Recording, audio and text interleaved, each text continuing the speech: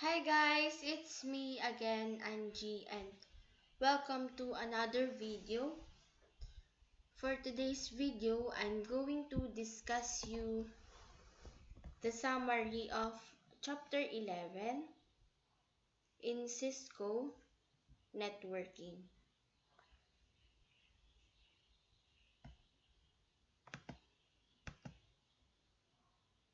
But before it, let's go first to my NetAcad.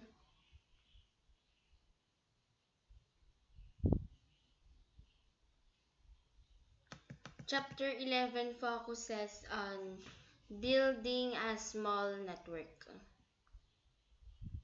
So for the course index of this chapter, to know the topics under this chapter, let's go to its course index. For the introduction, there would be an introduction and a class activity for 11.0.1.2. For 11.1, network design, devices in a small network. Under it, we have small network topologies, device selection for a small network, IP addressing for a small network, redundancy in a small network, and the traffic management. For 11.1.2, we have small network applications and protocols. Under it, we have common applications, common protocols, voice and video applications. For 11.1.3, we have scale to larger networks. Under it, we have small network growth, protocol analysis, and employee network utilization.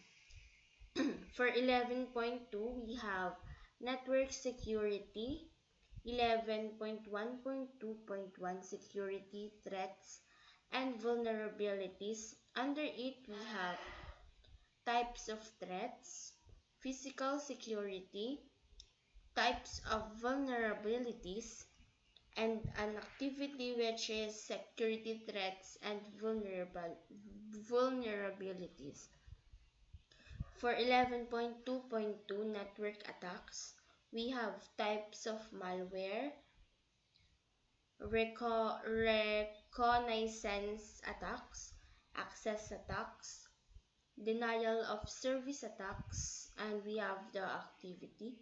For 11.2.3, network attack mitigation,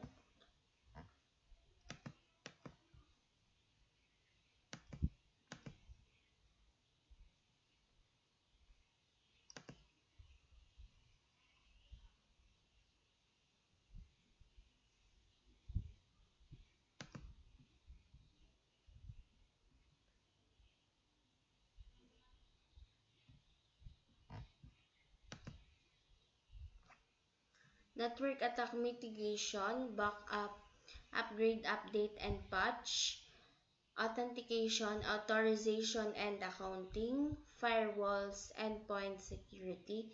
Then next is device security. Under it, we have device security overview, passwords, basic security practices, enable SSH. Then next is basic network performance, the ping command, interpreting ping results, extended ping, network baseline, then the trace route and tracert command. Under it, we have interpreting trace messages,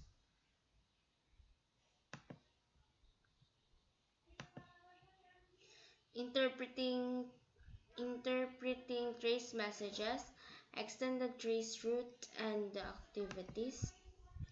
Then next is the trace route and trace route command.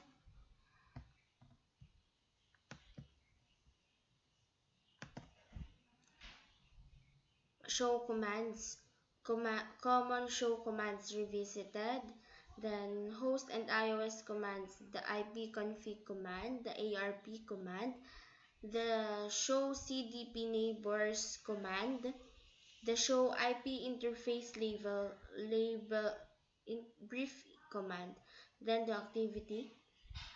Next is debugging. Under it we have the debug command, then the ARP command, the show CDP neighbors command, the show IP, the terminal monitor command, then network troubleshooting methodologies, basic troubleshooting approaches, resolve or escalate, verify and monitor solution, then the activity, troubleshoot cables and interfaces, duplex operation, duplex mismatch, then troubleshooting scenarios, IP addressing issues on iOS devices, IP addressing issues on end devices, default gateway issues, troubleshooting DNS issues, then the lab and packet tracer activity. And then lastly, for its summary, we have the class activity, two packet tracer, then ang activity before you go and its summary. Then for the introduction of this chapter,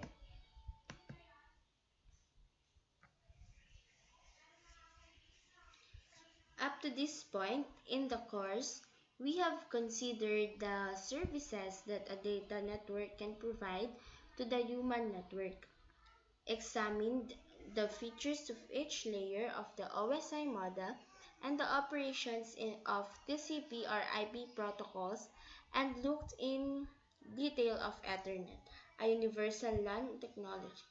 The next step is to learn how to assemble these elements together in a functioning network that can be maintained.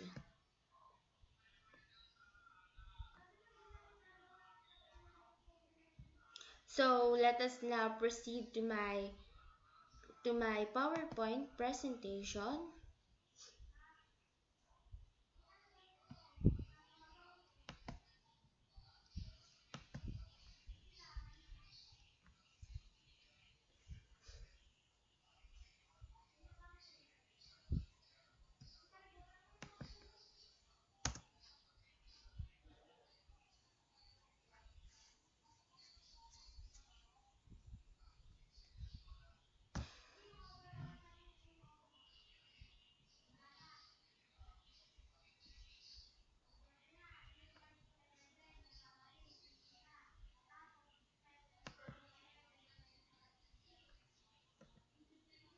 This chapter began with an introduction to WAN technologies, including how they map to the lowest three layers of the OSI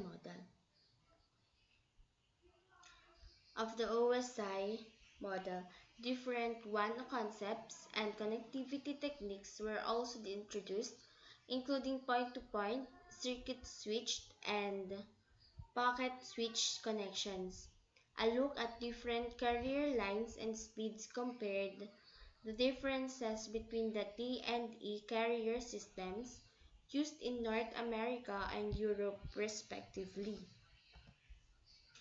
Point-to-point or leased line connections were looked at next, including concepts and the configuration of both HDLC and PPP on Cisco routers. While HDLC is the default encapsulation used on synchronous serial interfaces on Cisco routers, PPP provides a standard method of encapsulating data over point-to-point links and includes the ability to configure additional features like mutual authentication using CHAP or PAP.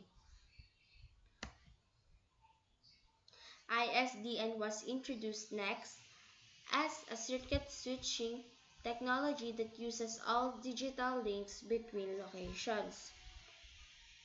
The configuration of both dedicated and demand dial ISDN connections were explored, as was a breakdown of ISDN services, protocols, equipment, reference points, and standards. This was followed by a detailed overview of frame relay, a popular packet switching technology used to interconnect locations using virtual circuits. This included a look This included a look at not only the frame relay communication process, but also the ways in which virtual circuits are identified, provisioned, and configured on Cisco routers. The configuration of frame relay for both production and lab environments was also discussed in this chapter. So this is the end of my PowerPoint presentation. Um, Thank you for watching and see you on my next video. Bye!